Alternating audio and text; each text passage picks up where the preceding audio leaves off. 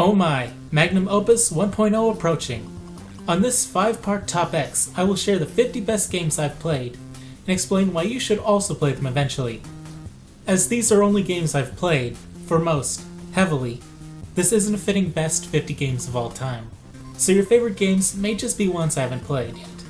I'm also going to be limiting to one game per explicit series or line unless I feel a second really did something to make it stand out from the series.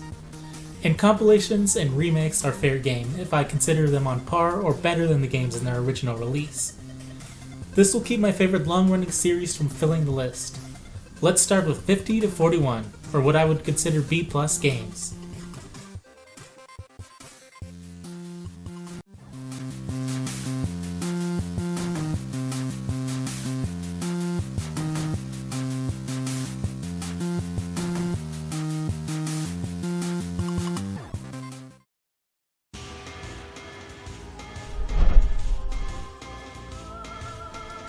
This is the only game I've barely played because I played an in-store demo, but I wish I would have played more.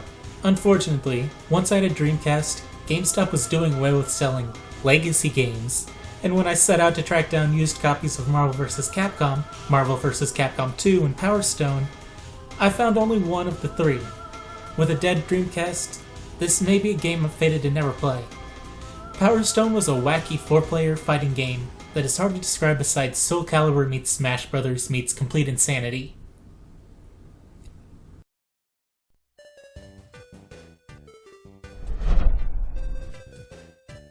This was one of my first games during my childhood. Yoshis Cookie follows Mario's exploits as a pastry chef, and the repeated murder victim of a living cookie. But he deserved it, because he beat Yoshi with a hammer in the intro. That's the extent of the story. I'll extrapolate some additional narrative. As a game, it is a puzzle game, where you must match rows and columns of cookies.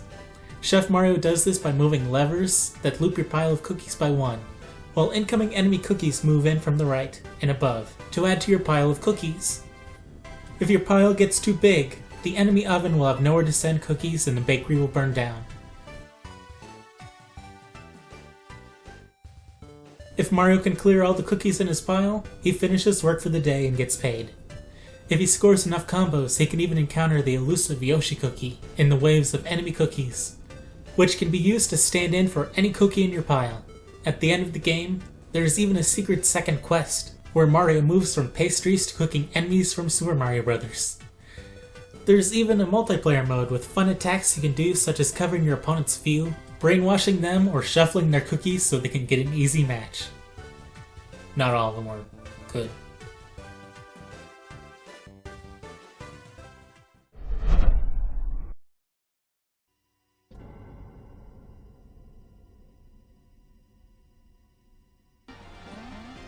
Every 90s kid knows what sci-fi remake puts woodland creatures into planes to fight.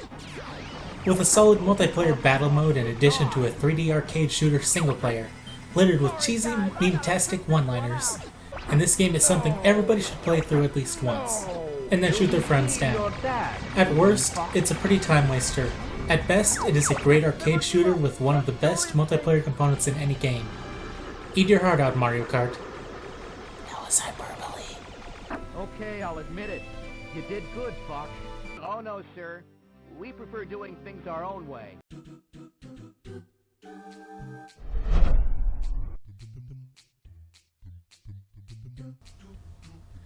Despite a bit of a departure and the consistent suspicion this didn't start as a Mario game, this game has the most ideal levels for a 3D Mario platformer. But the selection of areas and general atmosphere is severely lacking with Beach City, Rural Inland Town, Port, Beach, Amusement Park Beach, Spooky Beach, Sea Cliffs, Tree City, and Volcano. Not that a port world for once could really freshen things up, instead of a beach world, or an amusement park world would be unwelcome. It's just everything is a beach, which thematically is good, but is a little too samey for a game starring an Italian plumber fighting a fire-breathing turtle. Back on point.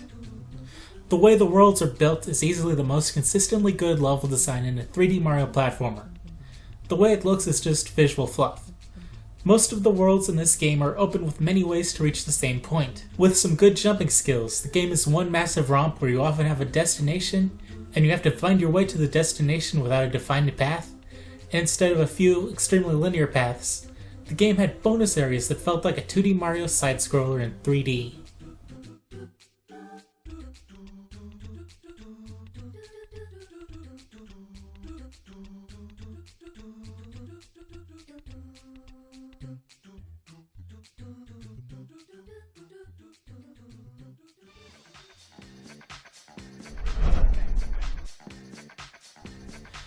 Imagine the most comprehensive Street Fighter game and then add just as many characters from King of Fighters.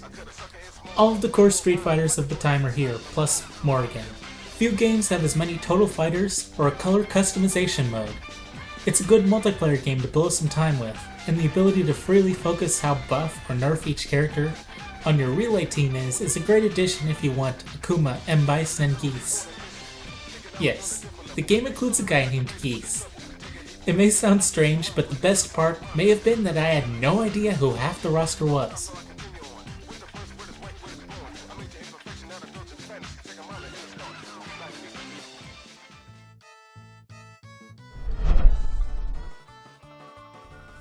While Sunshine has better world design, Super Mario 64 isn't far behind, and has many great worlds that have dozens of ways to get where you want to be. Though some worlds are more linear than they should be, for the Super Mario 64 formula of a 6+ star guffins per world, making it mandatory to traverse the same linear path in the same way multiple times. Take Rainbow Ride and the many carbon coasters that eventually branch. Mario 64, though, has very diverse locations and all kinds of mechanics, power-ups, and characters. The visual fluff is extremely refined. All of it comes together to make the game feel good, until you are riding the same carpet 3 times in a row.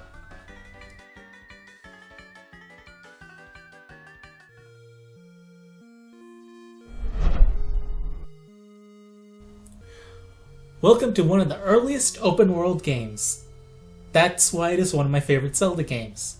There's little linearity, but the game still has pace and reaches the same points. The only variance is the order of events. The first 3 dungeons can all be completed from starting a new game.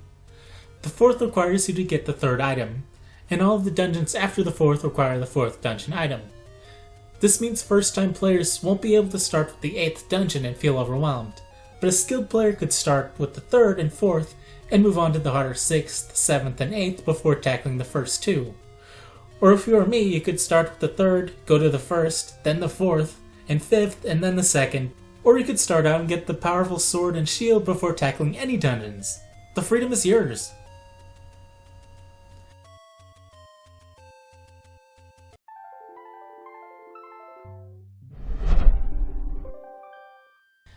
The first 4 Mario games are something everybody should toy around with, especially the 3rd and the Lost Levels, though the latter only with save states. Even singling out Super Mario Bros. 3, the All-Stars graphical update makes it a superior version. The visual upgrade does all of the games a great favor, improving the vibrancy and frame rate. If you have this, you have the definitive version of Mario's first few adventures.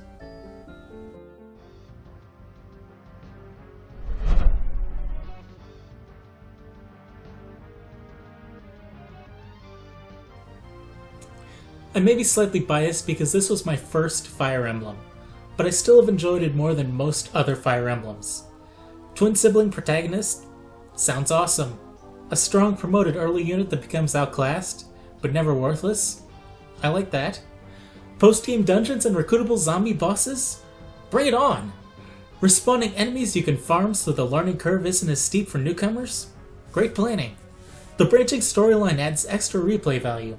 Even if one campaign may be slightly shorter than in most other Fire Emblems, that was a great second game to introduce the franchise to America. And even with Fire Emblem experience, it still has great pacing and is fun and engaging the whole way through, even if slightly dated.